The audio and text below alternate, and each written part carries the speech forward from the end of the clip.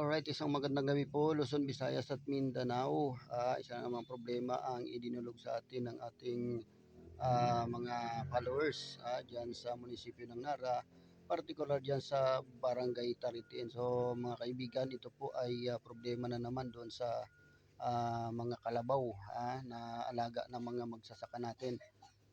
Nawawala kapag gabi, kalabaw at baka. So pakinggan natin mga kaibigan ng ating panayam sa isang kabarangay natin. Hello, sir, magandang hapon po. Hello, sir. Hello, sir, magandang hapon po. May information po kami natanggap na kayo raw dyan sa lugar nyo. Anong barangay po? Po. Barangay tayo. Oo, sir. Apo, sir, may information natanggap na uso raw dyan yung nakawan ng kalabaw at baka. Totoo po ba ito? Totoo po, sir. Ako po yung isang may-ari ng kalabaw. Yung baka, kanino po yon? Sa ano po yun? Hipag ng kapitan dito. Hipag ng kapitan. So, sir, una po, ano po yung pangalan nyo muna? Kung pwede natin yan, Bramer Arenas po. Arenas. Sir, maaari nyo ba ikwento paano nawala ito yung kalabaw ninyo? Nakasuga lang po ito, sir, sa Basakan. Sa Bakanting Basakan ba? Tapos, nung punta na po namin ng umaga, wala na po yung kalabaw. Hinanap po namin dun sa pinagsugaan. Ang ano namin nung una, nakabitaw.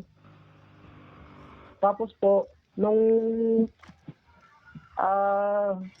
may nakapagsabi sa amin na mayroong kinatayan ng kalabaw.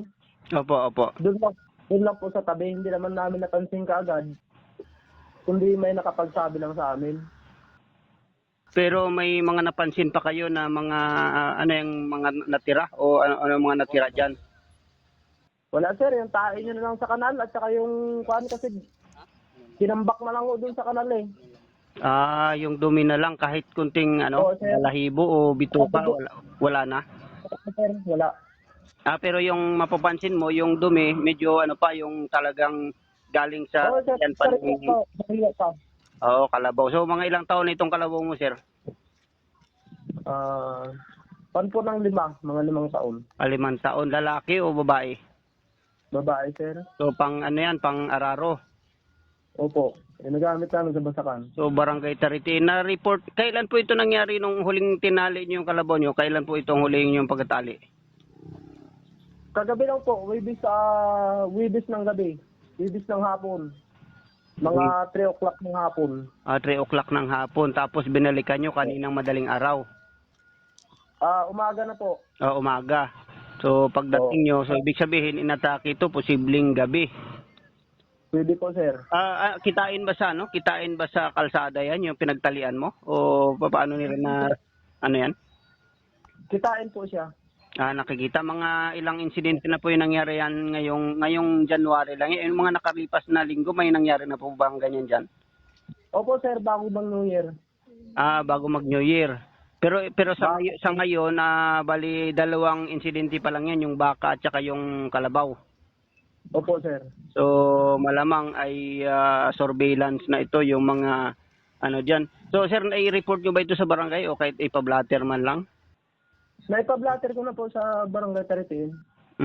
So anong feedback doon ng mga tanod? Nag-imbestiga ba o paano ginawa? Bali po yung anong tawag doon? Yung crew lang po ang ko doon. Parang yung mga empleyado lang doon, yung utility.